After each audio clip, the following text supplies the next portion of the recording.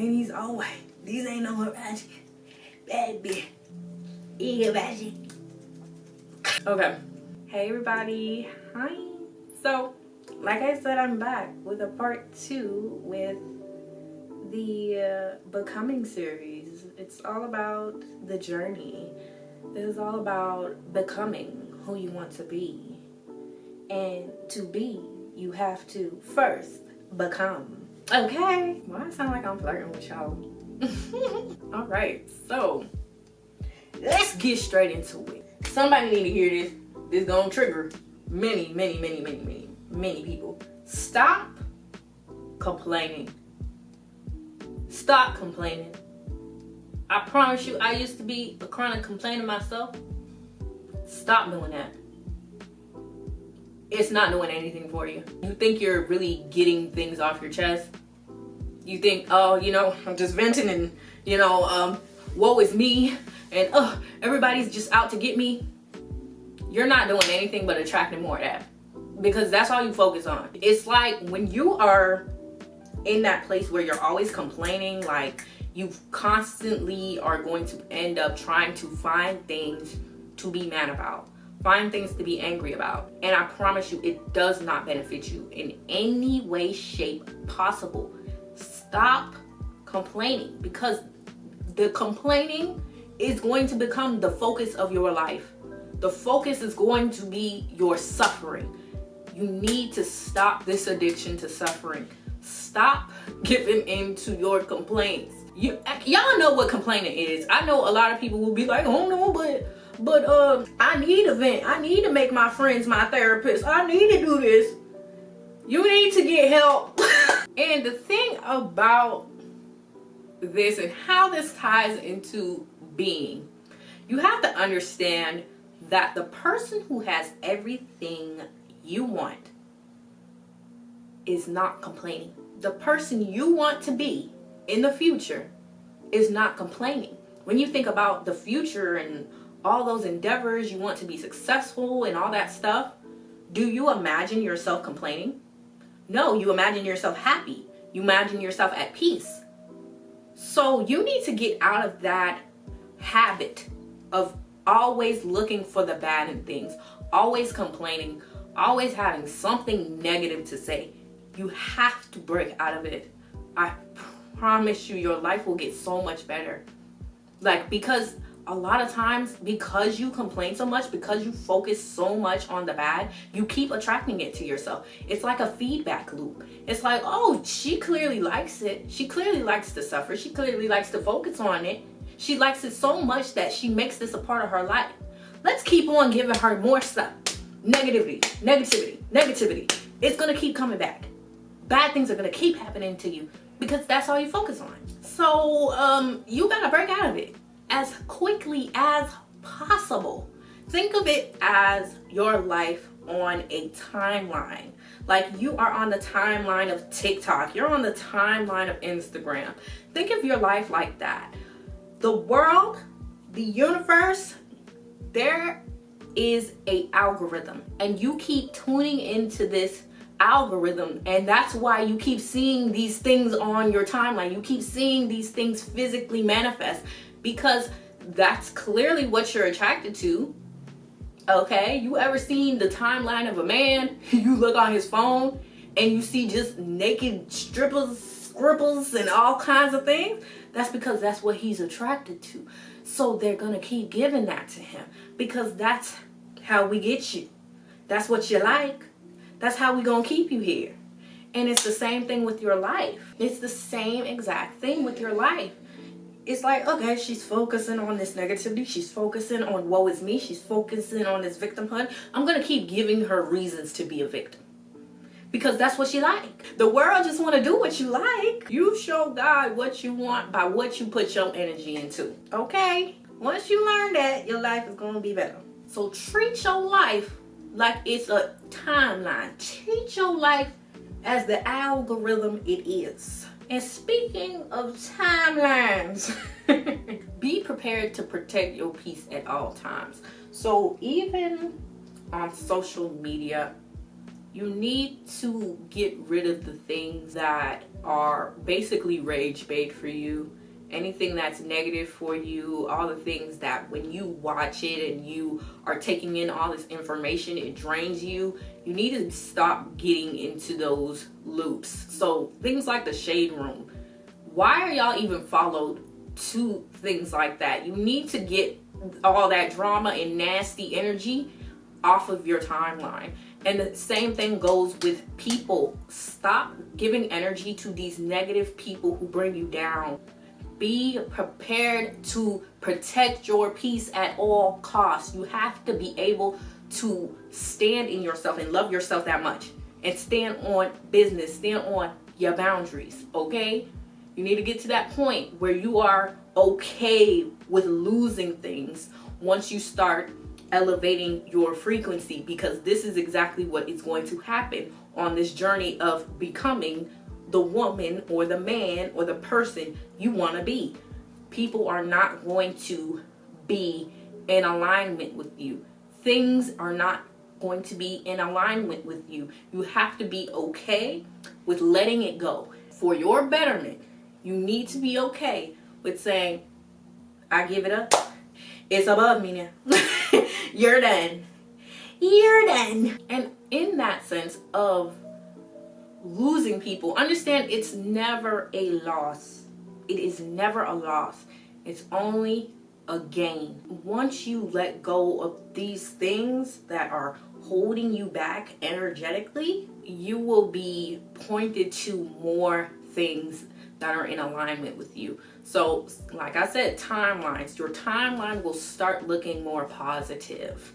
You will start hearing more good things in the world. It won't be all drama. It won't be all about news and all the horrors that's happening in your life. It'll start filtering out. Same thing with people. It won't be all nonsense. You'll start attracting more people who are aligned, who are more positive. You will start to either find yourself in that tribe, that soul tribe, or you will end up creating a tribe of your own. So yes, next, since we're talking about losing, let's talk about releasing. You need to get to a point where you're ready to release the plan you had in your head, because God is probably going to provide you an even better plan, better than you could have ever imagined. Let go of that plan you are holding on to. And a lot of times we are holding on to this plan because of other people, or because we have control issues, and we just need to just let go. A lot of us need to understand more ways to release, and you need to release your plan and stop thinking your plan is better than God's plan. Your plan is way, way, way, way smaller, way punier than the plan God has for you. So you need to be ready. Be ready to let go of that plan, and be ready to be okay with your plan looking like nothing you thought it was going to look like. Or it could be similar, but you know, certain nuances may be different. So for me, my plan didn't look anything like this, but this was better than the plan that I imagined. The plan that God has given me is way bigger, way more impactful than the one I was trying to make for myself. Like, y'all are actually audacious. You need to stop arguing back and forth with God. Why do y'all do that? That is audacious of you. The nerve. The nerve! Y'all be going back and forth with God. Stop doing that. Stop doing that. You're prolonging your blessings. You're prolonging it. Trying to do what you want to do instead of what God wants you to do. And also not even asking what God wants you to do. Like I said before, you need to keep on telling and asking God to illuminate your path. Please. Because y'all think this is the path for me, and I'm doing everything right, and well, I am the leader. Yes, I am the leader. You're not a believer. Y'all think y'all hot. I want to cuss so bad. I'm going to try not to. I want to cuss so bad. But nah, y'all really think y'all hot. Alright? You ain't shit without God. I promise you. You ain't All right, so next thing we're gonna talk about is finding the beauty in the prep, in the journey. And this really kind of ties back into gratitude, but y'all need to have gratitude for this journey you are embarking on, and just be happy to be here. That's really it. You just gotta embody that. I'm just glad to be here. I'm just grateful to be here. I love my journey, and the journey gets easier when you fall in love with it. Like, it just gets easier when you stop attaching yourself to the outcome and being like, I just want to be where I want to be. Like, once you get out of that mindset and you let that go, the journey just becomes easier. And then, like, because you're having such a good time, you're having so much fun in the journey, the time just passes by quickly. Like, you'll look up one day and be like, oh, this is a month later. I was having so much fun. I was having such a good time. I didn't even know. This is what happened to me this month, because I was just like, I was having such a good time. I said, what? How do we get here, y'all? How do we get here? Like, I can't believe I'm in April already. I can't believe. But that's because I'm just so grateful for the journey, because the journey is where the real gold is at. That becoming process is where the real gold is at, because that is when that abundance is being embedded into you. And once it's embedded into you, nobody can take that from you. Nobody can touch that. The abundance is in you. It's not on you. It's not outside of you. It's not external. Nothing outside of you can truly touch you.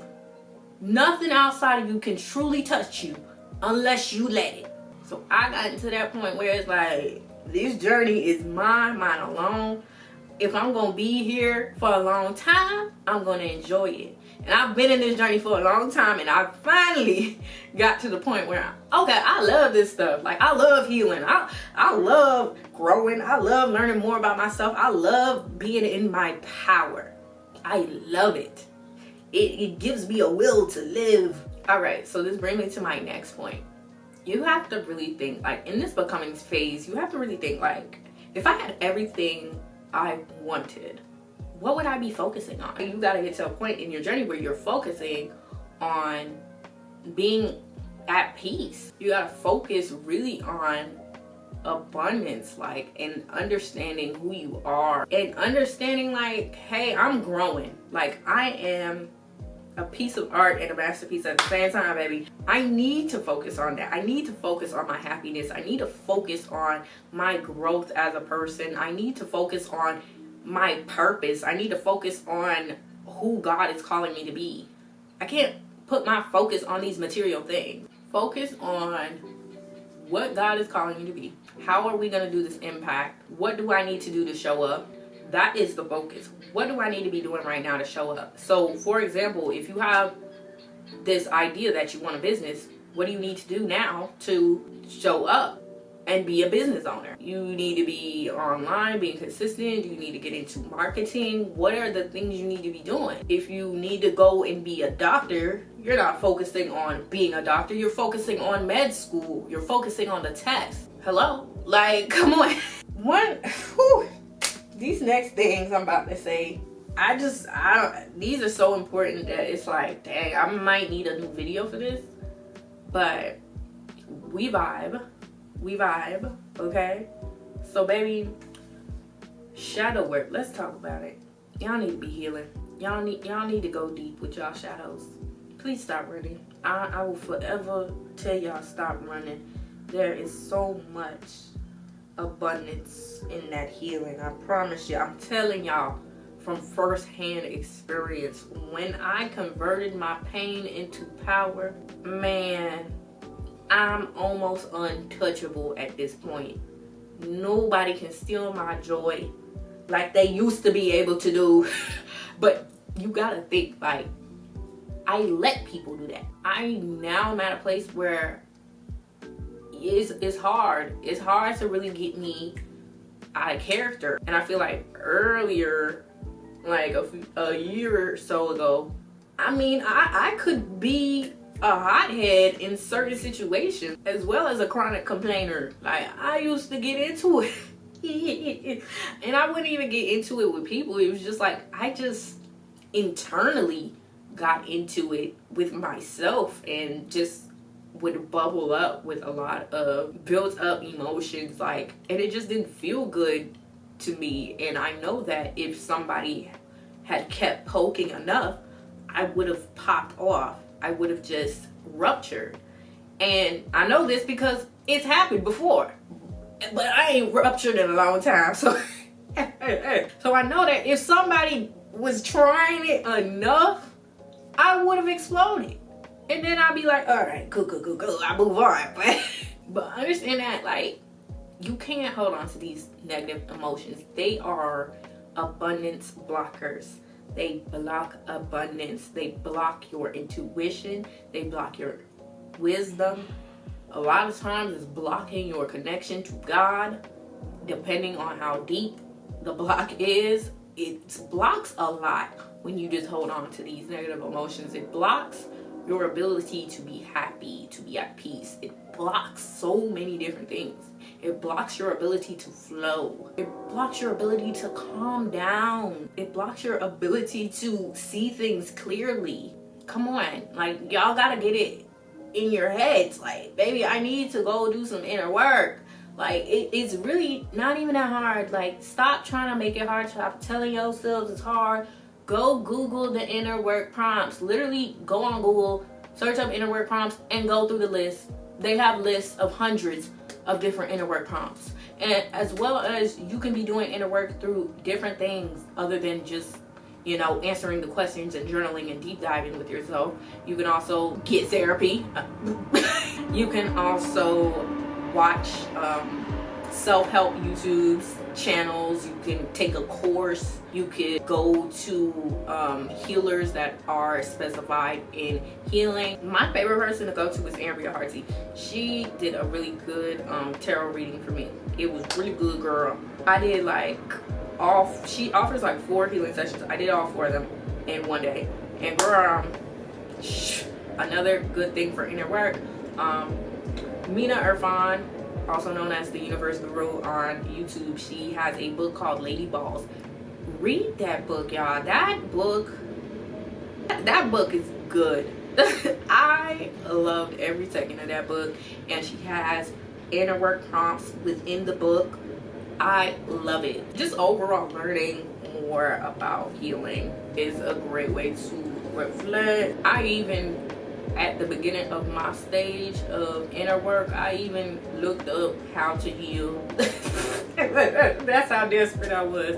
But I think the thing that really changed my inner work journey, because I was doing inner work for a couple of years now, and it's like it wasn't really sticking until like I had prayed to God and asked God to tell me what I need to be doing right now, and what is my focus, like what should I be doing in terms of inner work. And that prayer helped me and put me on the path that I'm on right now. Like, it was literally a pivotal moment. My life changed after I asked God. And girl, ask God for all kinds of things, please.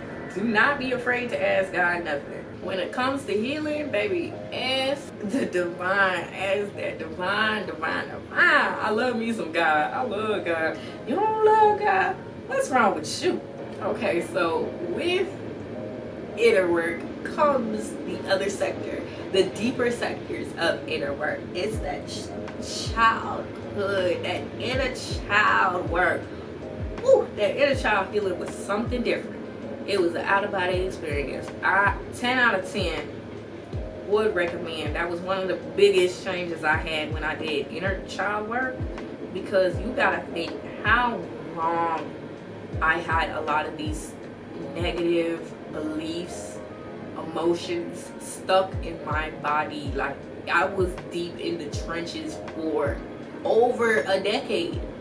I was deep in these limiting ways of seeing myself for so long, and it was all because of my childhood and the things that I never really got a chance to feel, things I never really got to heal from, things I never truly processed.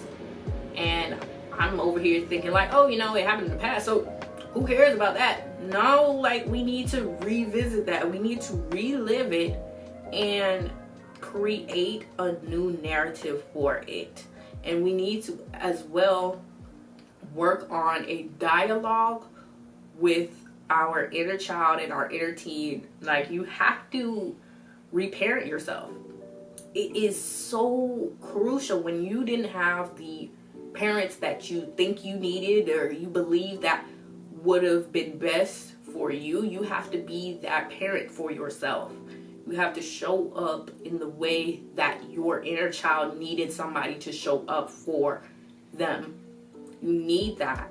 And what really helped me was basically when I had kind of started doing inner child work. It did start with prompts, but then it became me visualizing my inner child and actually speaking and having a dialogue with my inner child. So when I would close my eyes, I had this vision of my inner child, and it was like she was in a dark room and just kind of in a ball in a corner, not speaking, no reaction. She was just there, and it was kind of like I had to go and visually hug her and come behind her and talk to her and get to know her for who she was, and just affirm to her how special she was, what a beautiful light she had, and how deserving she is of the things she wants, and how she does not need to hide her light anymore. She can have a good time. So this may also lead to you picking up hobbies and habits that you have had as a child. That's very helpful in inner child work. Doing the things, watching the shows that you used to love, like really connect and have a time with your inner child. Spend time with your inner child, hug her, cuddle, play with her, do what you gotta do with her, him, them, all of them. Like, you need to go and reclaim your childhood. Reclaim it and make it a narrative that benefits you today. So for example, for me, it was kind of like my light kept being dimmed as a child. So I had to talk to my inner child and change the narrative that, hey, this was teaching me to stand in my light, and it was teaching me that I am the only person that matters in the equation. How I feel is all that matters, and I no longer have to suffer. I am safe today. She is safe today. She has a parent in me today, and she is safe because I am now the adult for her. And I love her so much. I love her as if she is my own child. That's how I see my inner child, as well as my inner teen. My inner teen needed the most work. She needed the most love because she was a bitter little girl. She had a lot of fun, but she had a lot of pessimism and darkness that was ingrained in her. Like, she was fighting for her life. She was wilding out because of all the things that were placed on her, all the molds that people tried to put her in. People tried to put her in a box, so she rebelled. And because of this rebellion, she just had to have that gritty attitude. So I had to really have these deep conversations with her and try to get her out of the darkness, because she had such a dark, negative energy. So, like, for example, like if you're having like flashbacks of your past and you feel like dark energy, like your chest getting tight, you definitely need to go and do that inner work with that version of yourself. So yes, none of this stuff has to be in order. You just gotta do it. Just do it. Just incorporate it as much as possible in your life. And yeah, you just start adding things. Just add it in different blocks. Be like, you know what? Today I'm gonna try to do this. This week I'm gonna try to work on gratitude. Like, you gotta just start dosing these things into your life. This is what this is about. I'm trying to dose y'all into that process of becoming, because a lot of people just feel like they can fly their way into becoming, and if they fly their way into it, this will just make everything come quicker, or this will just make my abundance come even more quicker. But it's not going to come quicker if you do not even grasp the true concepts. If you are not truly engulfed in the process, they understand that God knows your heart. The universe understands you. They understand what frequency you really are vibrating on. They can understand if it's not authentic. They can understand if you truly have not healed. And people can even sense that. People can sense when you're not embodied in something. Like, this is not something you rush. Be patient with yourself. Give yourself grace. Stop trying to get all those instant gratifications. Because, baby, one thing I know is that you need to have foundations set. So we are here to talk about the foundations. You need to have a strong foundation. Don't you want a strong foundation when you're building a house? Come on. I think I'm going to go ahead and end the video right here. I think I did enough, and there will definitely be another part to this video. I have a few more points, and I want to make sure I get it in enough time. I don't like super long videos anymore like I used to. I used to do 40-minute videos on YouTube, baby. Not today. Unless it is a live stream, not today. I don't want to edit that much anymore ever again.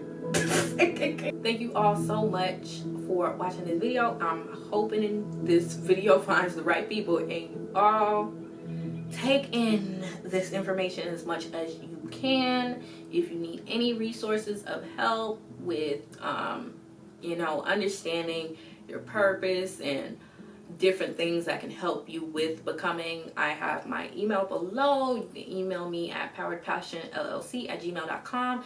There you'll be able to inquire about booking like a gene key or human design or whatever type of consultation you want.